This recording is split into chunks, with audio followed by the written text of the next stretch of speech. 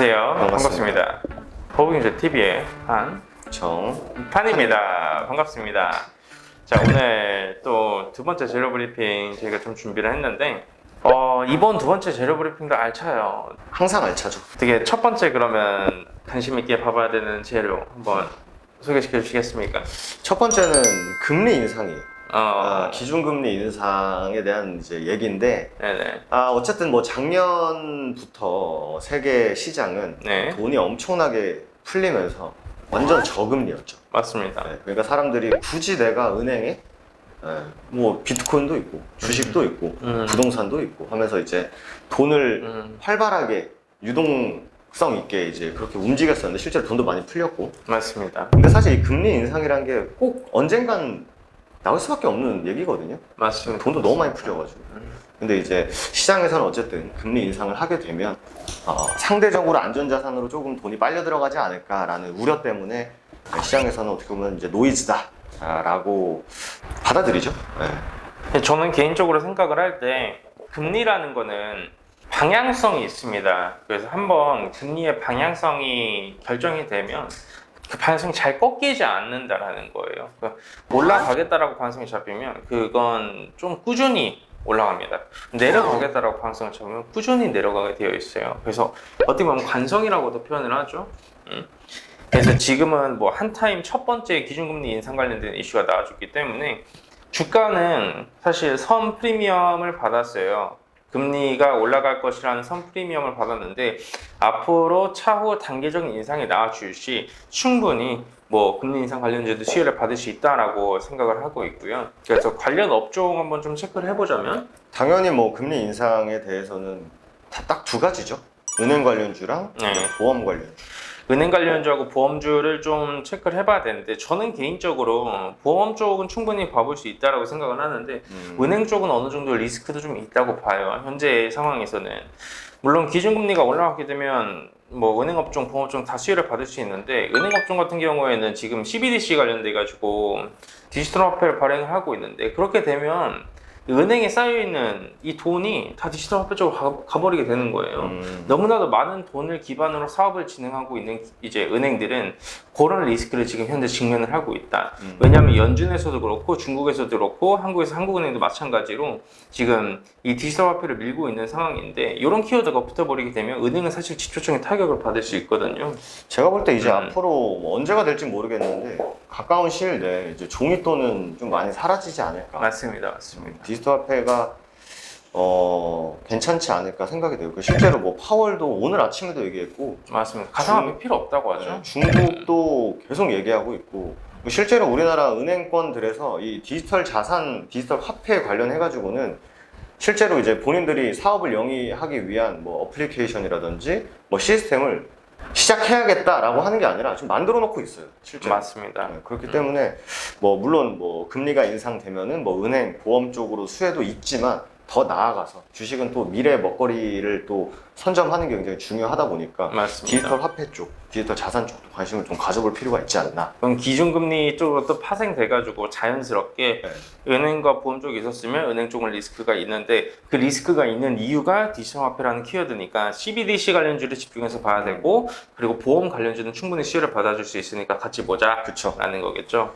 그럼 보험 관련주 좀 보면 뭐 하나생명, 뭐 삼성생명, 뭐 미래생명 이렇게 많은데 사실 최근 들어서 좋은 모습을 보여줬었던 건 삼성생명하고 하나생명이 시장에서 좀 주도주급 종목으로 움직여주지 않나 라고 생각하고 있습니다. 돈을 아마 잘 벌었을 거예요. 굉장히 돈을 많이 벌었을 거고. 맞습니다. 은행권들이. 은행 관련주는 뭐 기업은행, 뭐 제주은행, 뭐 KB금융, 뭐 신한지주 많은데 말씀드렸다시피 은행 관련주들은 조금 조심하자라는 말씀 드리도록 하겠습니다. 그리고 약간 좀 은행 보험 관련주들은 굉장히 약간 좀 장기 투자성이 짙은 종목들이기 때문에 맞습니다. 그러니까 내가 굳이 은행 이자에 대해서 메리트를 못 느낀다 하시는 분들은 이제 배당 먹으려고 이제 들어가시는 분들이 많죠. 맞습니다. 자, 그러면 그 다음 재료를 한번 우리가 좀 체크를 해볼 건데 이번에는 스푸트니크 V 우리 러시아 백신 관련주를 한 번 더 좀 가져왔습니다. 이게 이제 저번 주에도 저희가 한번 말씀을 드렸던 기억이 나는데 오늘 또 이제 어떻게 보면은 공직자?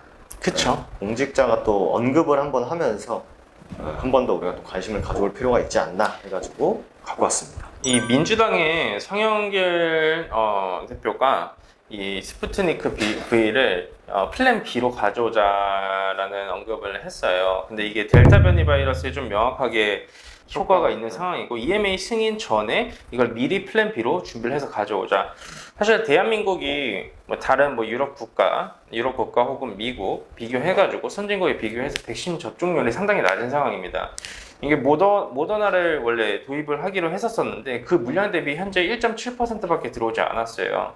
그래서 전체적으로 백신 접종률이 뭐 40에서 60%가 넘어가는 선진국가에 대비해서 대한민국 백신 접종률은 11% 내외입니다. 그래서 아직까지 백신은 많이 확보를 했지만 그걸 조달받지 못하는 상황이기 때문에 이 송영길 대표가 말한 것처럼 스푸트니크 V를 미리 조금 EMA 승인 전에 플랜 B로 받아서 가져오게 된다.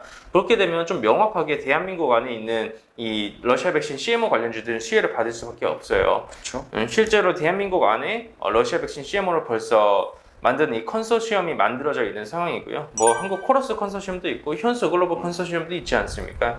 그래서 가시적으로 EMA 승인이 떨어지는 거는 시간 문제라고 보여지고 있고 그거를 누가 앞으로 선점을 하느냐의 싸움이라고 생각을 하고 있어요.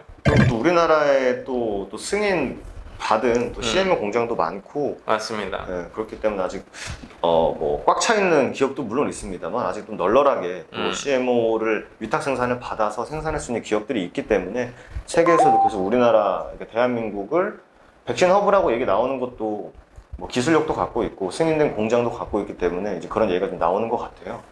그리고 오늘 아침에 기사가 하나 나왔는데 화이자는 델타 변이의 효과가 그렇게 높지 않다.